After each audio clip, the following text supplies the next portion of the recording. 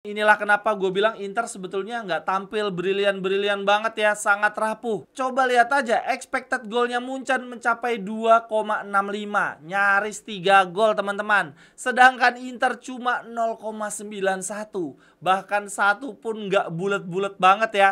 Tetapi kedudukan akhir bisa-bisanya 1-2. Biasanya nih kalau main di Serie A, Inter yang ada di posisinya Munchen ya, membuat banyak peluang emas, banyak bikin shot, tetapi sulit mencetak gol. Untungnya, Inter versi Liga Champions tampil dengan wajah berbeda, jauh lebih efektif.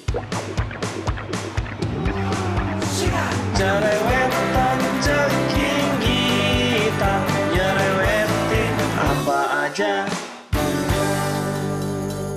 Teman-teman yang sedang kalian saksikan saat ini adalah Cerewetin Inter. Apa kabar teman-teman semua? Semoga dalam keadaan sehat. Seperti biasanya, gue akan bacain data fakta menarik dan juga statement-statement dari sesi konferensi pers. Dalam hal ini dari pertandingan kemarin melawan Munchen dengan kedudukan akhir 1-2 bagi Nerazzurri. Langsung saja kita mulai data fakta menarik yang pertama. Dengan golnya ke gawang Munchen kemarin teman-teman, Lautaro Martinez di Liga Champions musim ini total sudah mencetak 7 gol dari 10 pertandingan terakhir. Luar biasa teman-teman. Terakhir kali ada pemain Inter mencetak gol sebanyak Lautaro adalah Samuel Eto'o. Gokil teman-teman. Yang bikin luar biasa dari sisi Lautaro adalah perkembangan karirnya ya. Perkembangan kemampuan dia dari tahun ke tahun selalu meningkat. Sebelumnya dari musim 2020 sampai dengan 2023-2024, dari 35 pertandingan yang dia jalani di Liga Champions, Lautaro cuma mencetak 7 gol teman-teman. Dari 4 musim terakhir cuma cetak 7 gol.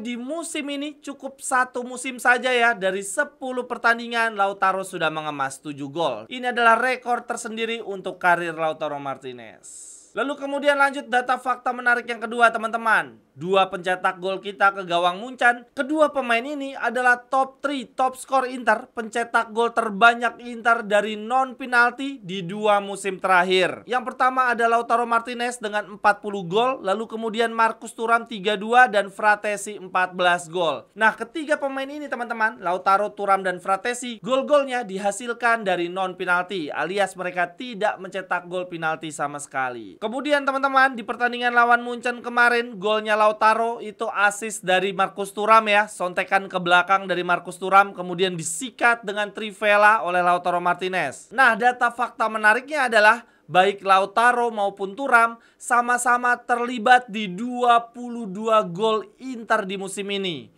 Untuk Lautaro terlibat di 19 gol plus 3 assist, sedangkan Marcus Thuram terlibat di 17 gol plus 5 assist. Kalau dijumlahkan, kedua striker kita ini terlibat di 22 gol Inter. Dan yang nggak terasa sekarang jumlah golnya Lautaro sudah melebihi Thuram teman-teman. Total Lautaro sudah mencetak 19 gol. Sudah 2 gol lebih banyak dibandingkan Marcus Thuram yang di awal musim ini terasa gacor banget. Kemudian lanjut data fakta menarik yang ketiga teman-teman. Gol kedua kita kemarin di menit-menit akhir oleh Fratesi ternyata melibatkan 5 pemain berbeda dan berlangsung dalam tempo 14 detik saja. Berawal dari Jan Sommer, build up ngasih bola ke Barella. Barella ngasih ke Lautaro ya, umpan 1-2. Bolanya balik lagi ke Barella. Kemudian Barella berikan umpan terobosan ke Carlos Augusto. Lalu Carlos Augusto dribble masuk ke kotak penalti, crossing ke Fratesi, diselesaikan dengan manis. 5 pemain berbeda terlibat di gol tersebut. Dan ngomong-ngomong soal gol Fratesi, ini terjadi pengulangan sejarah yang luar biasa teman-teman. Gol Davide Fratesi dan Goran Pandev identik ya teman-teman. Sama-sama dicetak di partai lawan Munchen, di kandang mereka,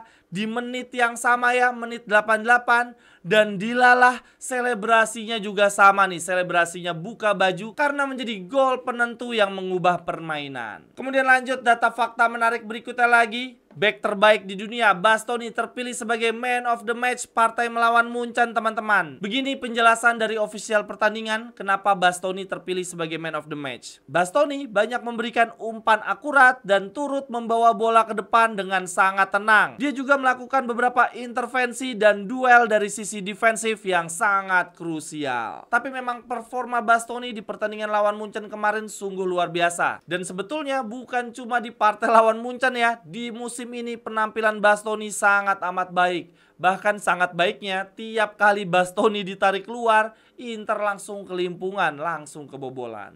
Total di partai lawan Munchen, Bastoni tampil 90 menit, membuat 86 passing akurat, gokil. Ada 1 umpan kunci, 2 kali dribble sukses. Gila teman-teman, center back macam apa yang membuat 2 dribble sukses dari 2 percobaan. Lalu memenangi 8 duel dari 9 percobaan, 2 clearances, 2 blok, 5 tackle, dan 1 intercept. Kemudian lanjut data fakta menarik lainnya lagi. Kekalahan yang dialami Munchen kemarin teman-teman adalah kekalahan pertama mereka sejak April 2021 saat mereka dikalahkan oleh Paris Saint-Germain. Total teman-teman, sebelum dikalahkan oleh Inter kemarin, Bayern Munchen tidak terkalahkan di 22 partai kandang di Liga Champions. Inter sang penakluk rekor-rekor jagoan Eropa. Kemudian data fakta menarik berikutnya lagi. Kita lihat dari sisi expected goal teman-teman. Sungguh menyedihkan. Inilah kenapa gue bilang Inter sebetulnya nggak tampil brilian-brilian banget ya. Sangat rapuh. Coba lihat aja expected goalnya Munchen mencapai 2,65. Nyaris 3 gol teman-teman. Sedangkan Inter cuma 0,91. Bahkan 1 pun nggak bulet-bulet banget ya. Tetapi kedudukan akhir bisa-bisanya 1-2. Biasanya nih kalau main di Serie A, Inter yang ada di posisinya Munchen ya, membuat banyak peluang emas, banyak bikin shot, tetapi sulit mencetak gol. Untungnya Inter versi Liga Champions tampil dengan wajah berbeda, jauh lebih efektif. Untuk statistik pertandingan teman-teman, total shotnya Bayern Munchen 20, Inter cuma 10. On targetnya Munchen ya dari 20 shot cuma 7. Sedangkan Inter dari 10 shot on targetnya ada 4. Luar biasa. Umpan kuncinya 16-9 kita kalah. Passing akurasi kita juga kalah 3%. Dan ball position ternyata tidak kalah jauh ya sepanjang 90 menit. Kemudian lanjut data fakta menarik berikutnya lagi teman-teman. Rata-rata usia skuad Munchen versus Inter kemarin adalah salah satu pertandingan tertua di musim ini teman-teman. Rata-rata usia skuad Munchen 28,2. Ini relatif tua. Nah kalau Inter bukan relatif lagi, emang tua ya. Rata-rata usianya adalah 31 tahun.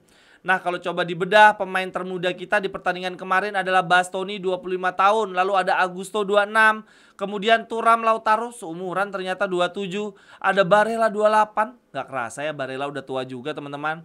Kemudian Pavard 29, Calhanoglu 31, Darmian 35, Jan Sommer 36, 112 tahun Mkhitaryan, dan Acerbi berusia 120 tahun. Gila, tua banget tim kesayangan kita teman-teman. Kemudian teman-teman, sebelum beralih ke topik berikutnya, gue mau mengucapkan terima kasih ke 3 kawan kita yang sudah nyawer ya di pertandingan Munchen melawan Inter kemarin. Yang pertama ada Hanif Karsamanggala, dia bilang pagi hari ini Interisti merayakan. Lalu ada Y-Art, dia bilang Rabu yang indah, selamat pagi. Lalu ada Interisti Kalimantan Barat yang nyawer tanpa memberikan komentar. Terima kasih banyak teman-teman. Nah bagi teman-teman lainnya yang juga mau ikutan nyawer baik saat live ataupun konten harian seperti ini, silakan. Ini barcode-nya, linknya ada di kolom deskripsi. Selain itu teman-teman juga bisa mendukung gua dengan cara-cara lainnya seperti yang terlihat pada layar. Ayo teman-teman dukung channel Ceking Gita. Setelah 3 season terakhir menemani teman-teman, rasa-rasanya gua perlu banget nih untuk upgrade kamera biar tampilan visualnya lebih berkualitas. Teman-teman juga nontonnya jadi lebih enak. Oleh karena itu, dukungan teman-teman akan sangat berharga bagi gua dalam mewujudkan kamera baru. Terima kasih. Oke, lanjut yang berikutnya. Gua mau bacain statement-statement menarik dari sesi konferensi pers. Yang pertama ada dari Lautaro Martinez. Dia bilang begini. Thuram melakukan tugasnya dengan sangat baik. Dia memberikan umpan untuk gol saya. Awalnya saya ingin menembak dengan kaki kiri, tetapi saya tersadar terlalu banyak pemain di depan saya sehingga saya mengganti kaki. Proses gol ini merupakan rangkaian yang luar biasa yang membantu kami unggul. Lalu kemudian Lautaro juga bilang begini. Ini kemenangan yang sangat penting setelah hasil mengecewakan di Parma. Hari ini kami bermain sangat lengkap di semua aspek, setuju. Karakter, kepribadian, dan kualitas. Kami sangat baik dalam penguasaan bola melawan tim besar dengan pemain-pemain hebat. Lalu kemudian yang berikutnya ada statement dari Davide Fratesi. Dia bilang begini teman-teman.